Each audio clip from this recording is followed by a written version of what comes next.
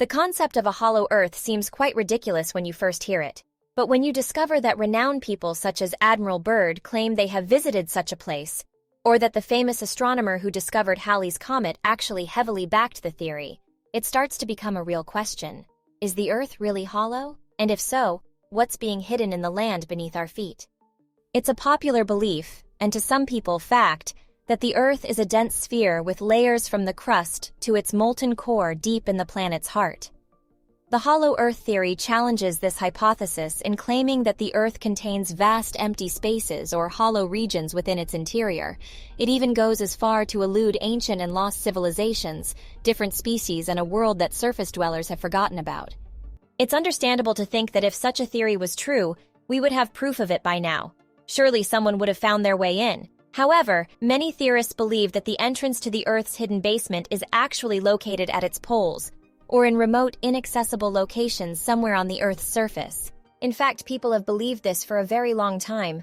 Going all the way back to the ancient Greeks, they believed that under the surface of the Earth was an intricate, naturally occurring subway of caves that led to what they thought to be the underworld. Fast forward to the Middle Ages, and there are echoes and remnants of a hollow Earth.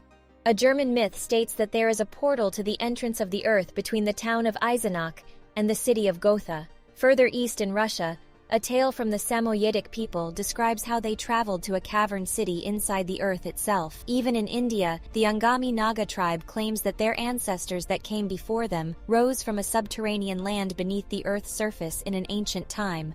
Whispers come from all corners of the Earth that are too similar to be a coincidence. In Celtic mythology, Mexican folklore, Native American tales, and Brazilian Indian lore, they all describe some kind of passageway deep into the Earth that reveals a forgotten world, an inner Earth ecosystem with its own resources and possibly its own civilizations. So far, it doesn't sound too far from science fiction, but when well-respected and distinguished naval officer Admiral Byrd states that after his flight over the North Pole, he was interviewed by top security forces and was ordered to stay silent on all he had learned on the behalf of humanity, that's when things start to get suspicious. Richard Byrd was a military man and would follow orders as he was conducted to do so. However, a look into his private diary uncovers a lot more of this theory. He describes his expedition to the North Pole, an easy journey with slight turbulence, at least until he sees a mountain range. Not just that, but a valley with a river and even green rolling hills.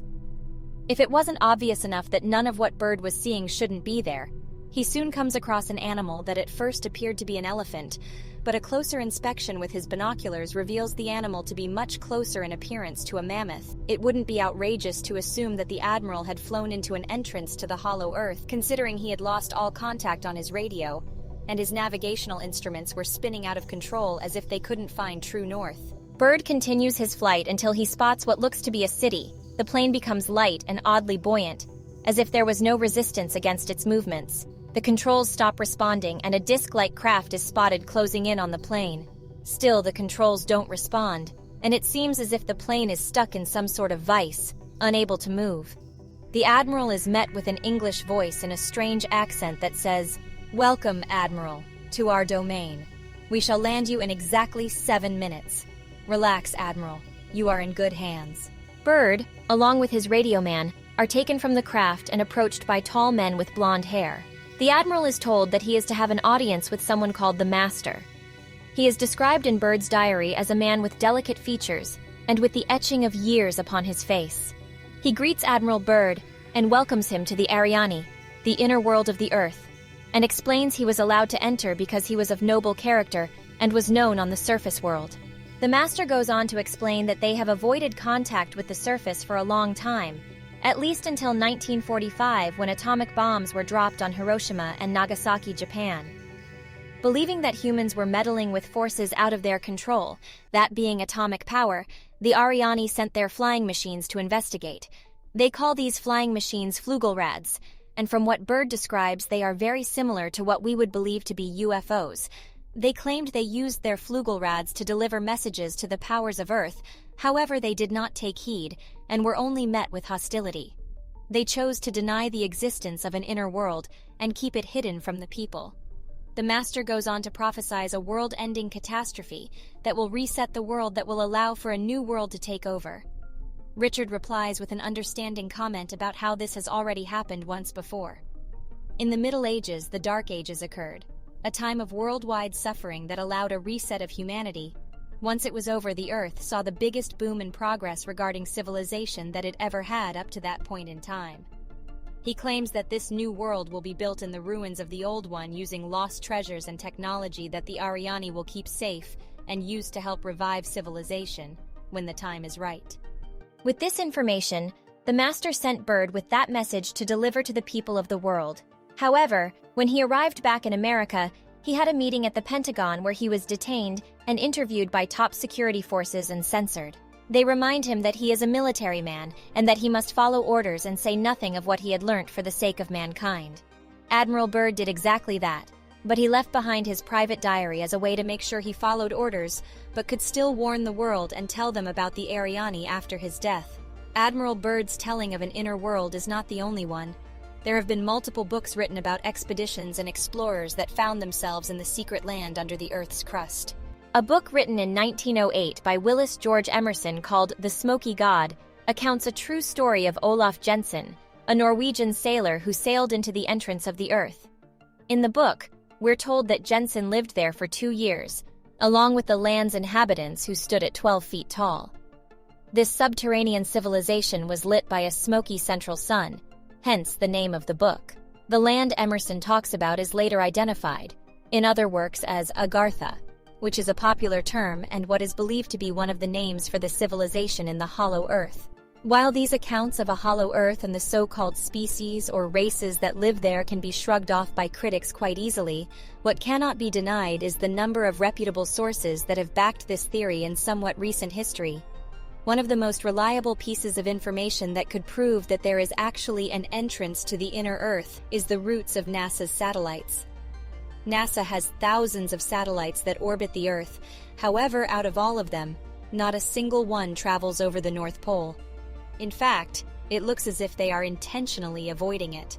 There's a popular belief amongst conspiracy theorists that NASA is censoring the North Pole for some unknown reason, whether it's because there is an entrance to the inner Earth or because of hidden military bases that aren't known to the public. There is another piece of information that may shed some more light on the matter. Seismic waves occur when earthquakes happen. These waves can be recorded by seismographs. However, sometimes they can't be recorded due to what's called a shadow zone. This is usually because there is no solid mass for the P and S waves to travel through. The North Pole is one of these shadow zones. It's as if there was no land at all, which would make a lot of sense when we think of the entrance to the inner Earth as a large hole in the center of the North Pole. In 1692, Edmund Halley, a renowned British astronomer and the founder of Halley's Comet, hypothesized that the Earth consisted of a hollow shell and 2 inner concentric shells, complete with a core. He believed that each of the shells had their own atmosphere with their own magnetic poles, and that they rotated at different speeds. Halley stated the atmosphere inside the Earth was luminous, and that escaping gas actually caused the aurora borealis, better known as the Northern Lights. With known figures like Halley putting time and effort into the theory of a hollow Earth, it starts to become a lot more plausible.